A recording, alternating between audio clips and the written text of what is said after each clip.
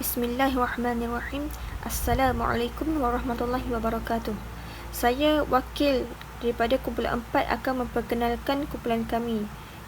Yang pertama ialah saya, Siti Hajar binti Ismail. Yang kedua, Nur Fazilawati binti Azizan.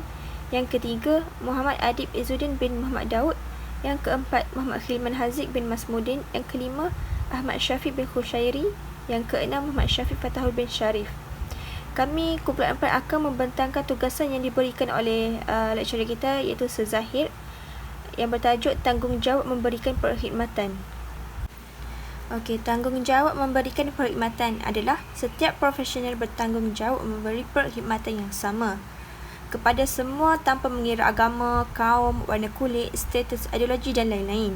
Seterusnya, sebab profesional patut beri kesamaan peluang adalah yang pertamanya, mereka adalah sebahagian daripada ahli masyarakat, dan kepakaran yang ada pada ahli masyarakat sepatutnya dikongsi bersama tanpa mengira agama, kaum dan lain-lain. Selain itu, kebanyakan profesional berjaya kerana bantuan kerajaan dan mereka wajar memberi bantuan kepada masyarakat. Dan yang keduanya adalah undang-undang membenarkan mereka memonopoli perniagaan berkaitan kemahiran mereka. Maksudnya kat sini, orang lain tak boleh buat bidang tugas atau guna nama gelaran mereka. Contohnya, seperti contoh, jururawat tetap jururawat dan diorang tak boleh dipanggil doktor sebab diorang tak ada ijazah bidang tersebut, walaupun tugasnya sama, iaitu merawat pesakit. Dan seterusnya, yang ketiga, tidak semua pelanggan itu ada kemampuan untuk bayar kos permintaan mereka, dan mereka sepatutnya mengambil kira tentang orang yang memerlukan perkhidmatan, seperti contoh iaitu doktor pakar yang mengenakan caj rawatan dan perkhidmatan yang tinggi. Manakala, dan yang keempat pula, perkhidmatan diperlukan oleh semua orang tanpa mengira warna kulit, agama dan lain-lain. Berdasarkan pepatah mereka, tidak boleh pilih bulu dan mereka sepatutnya melayan secara adil. Seterusnya, saya akan menyambung slide yang seterusnya. Yang kelima, perkhidmatan disediakan di semua kawasan. Sebagai contoh, memberi khidmat walaupun di kawasan pendalaman. Yang kedua, perang kawasan penyakit merantasi sepadan negara. Yang ketiga adalah di Malaysia, kerajaan memberi khidmat kesihatan walaupun di kawasan terpencil. Seterusnya, saya akan memasuk tajuk seterusnya, iaitu monopoli. Apakah itu monopoli? Ketara dalam bidang tertentu seperti perbuatan dan guaman. Yang kedua, orang lain tidak boleh memberi perkhidmatan tersebut kerana tiada kuliah ataupun kelulusan dalam bidang tersebut. Yang ketiga adalah pelanggan tidak boleh mendapatkan perkhidmatan yang sama daripada orang yang tiada tauliah walaupun ada kemahiran tetapi tiada kelulusan dalam bidang berkenaan. Okey, seterusnya kita akan bincangkan tentang bayaran perkhidmatan. Pelanggan terikat dengan empat jenis bayaran iaitu: yang pertama, bayaran mengikut jadual. Untuk elak kerja yang tidak sempurna, itu ialah poin yang pertama. Yang kedua, kerja di kalangan jurutera. Dan yang ketiga, bayaran ini dapat menghalang pelanggan menukar khidmat profesional yang lain. Ketiga-tiga ini adalah untuk mengikutkan tentang bayaran mengikut jadual. Okey, kita pergi ke poin yang seterusnya, itu bayaran secara kontingensi. Okey, yang pertama, biasanya di kalangan peguam. Yang kedua, bayaran selepas sesuatu kes selesai. Yang ketiga, biasanya kes tuntutan ganti rugi atau kemalangan. Dan yang keempat, bayaran ikut peratus jumlah tuntutan. Keempat ini ialah bayaran secara kontingensi. Yang ketiga pula ialah bayaran agihan. Yang pertama, antara profesional dengan profesional lain. Yang kedua pula, kerja yang kompleks seperti projek perumahan. Yang ketiga pula ialah kerja diagih di antara jurutera, arkitek dan peguam. Yang keempat dan yang terakhir, bayaran yang dikenakan kepada pelanggan mesti melibatkan kos semua profesional tersebut. Seterusnya yang keempat pula ialah bidang kompetitif. Yang pertama dalam isi dia adalah bayaran perlu mengikut tender. Yang kedua pula, tawaran harga terendah akan berjaya. Yang ketiga dan yang terakhir, dikhawatiri di perkhidmatan tidak seperti mana bayaran harga tinggi. Saya akan membincangkan tentang tajuk publicity, pengiklanan dan rundingan cara. Baik, apakah maksud publicity, pengiklanan dan rundingan cara?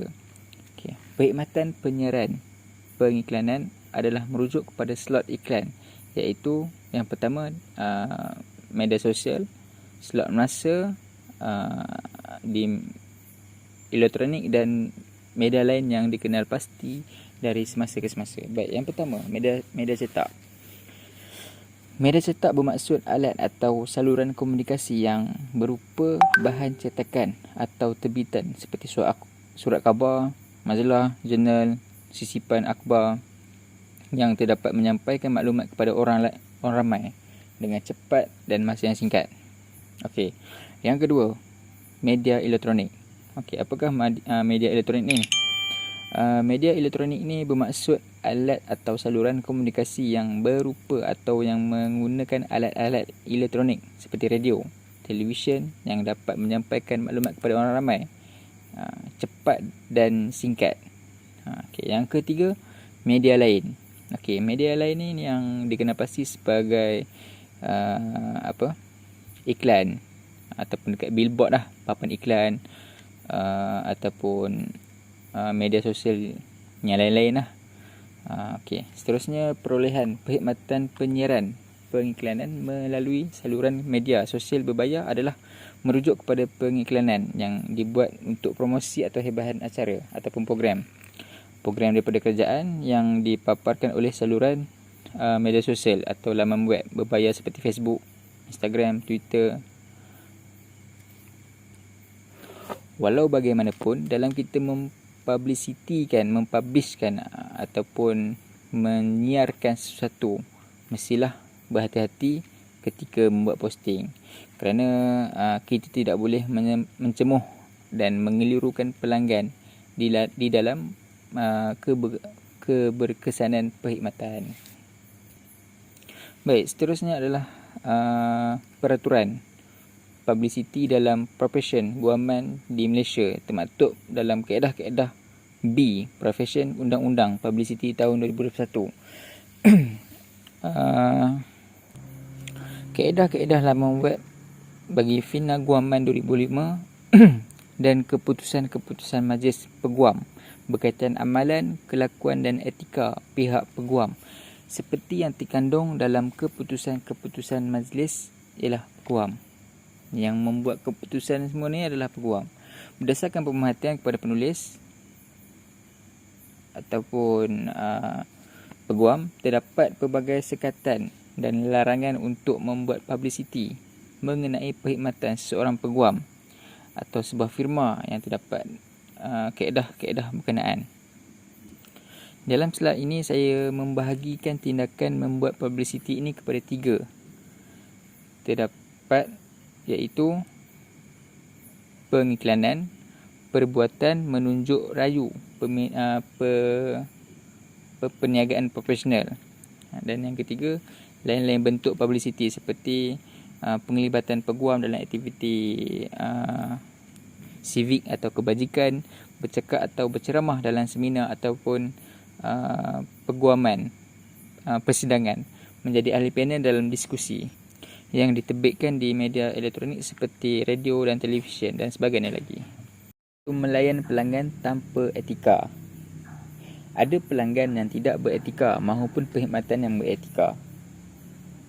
Dia kadang-kadang pelanggan tak beretika, kan? Tetapi perkhidmatan ataupun pekerja seorang yang tegas ataupun yang beretika lah. Sebagai contoh yang saya bagi, situasi kat sini, pelanggan ingin membeli sebuah telefon bimbit. Okey. Pelanggan mahukan sebuah telefon bimbit terbaru di pasaran mengikut harga ataupun bajet yang disediakan oleh pelanggan. Tetapi penjual di kedai berkenaan menyatakan pelanggan tersebut perlu menambah jumlah wang untuk membeli produk tersebut kerana harganya masih lagi di peringkat yang tinggi. Bermaksud, contohlah pelanggan bajet dia 800 tapi dia nak beli iPhone katakanlah harga 1000 kan, so kena tambahlah lagi 200. Jadi dekat sini ada dua pandangan ataupun perspektif negatif dan positif. Kita tengok perspektif negatif. Untuk yang negatif, untuk pelanggan yang negatif adalah pelanggan memaksa dan mendesak penjual untuk menurunkan harga seperti yang diinginkannya sambil memarahi penjual kerana tidak memenuhi kehendaknya. Contoh, kalau dah harga tu 1000, dia nak harga 800. Mana mahu je kan. Susahlah orang tu nak beli. Kalau ada promosi pun tak mahu ni, turun sampai 200, betul tak? Paling command pun 100 ataupun 50 lah kan. Bagi pelanggan yang positif. Pelanggan yang positif ni dia akan mendengar penjelasan penjual, seterusnya mengambil kira permintaan yang masih tinggi terhadap produk tu. Kualiti produk tu pun apa orang panggil tu, ada kelebihan yang ada pada produk tu. Maksudnya iPhone tu kira macam siapa yang main iPhone ni tahu lah kelebihan iPhone ni macam mana kan. Jadi harga iPhone tu tak boleh nak kurang disebabkan permintaan yang masih tinggi waktu itulah. Jadi melalui beberapa kajian yang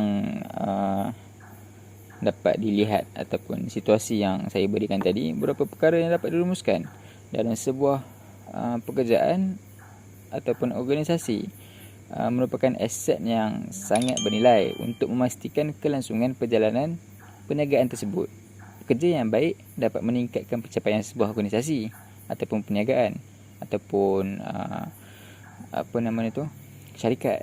Kunci kejayaan seorang individu ialah komited terhadap kerjaya yang diceburinya.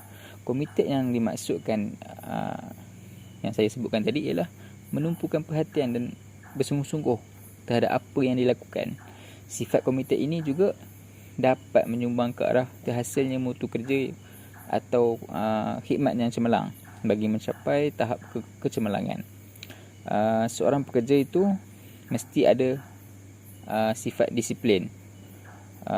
Seorang pekerja itu mesti, kalau ada disiplin, mesti cemerlang dia punya pekerjaan tu lah, dan tidak bekerja secara sambil lewa. Dan akhir sekali, prinsip etika ini haruslah dipelajari dan diamalkan oleh setiap individu. Tak kisahlah kat pelanggan ke ataupun penjual ke, pembeli ke apa ke dalam masyarakat, ataupun apa jua perkara yang dilakukan oleh kita sebagai seorang manusia dan sebagai seorang Islam, kita mesti memberi perkhidmatan ataupun menerima perkhidmatan. Kita kena tetap berdisiplin, tahap disiplin yang tinggi, dan pemikiran yang positif berjaya menjadikan seorang itu sebagai seorang yang beretika tinggi. Sekian, terima kasih.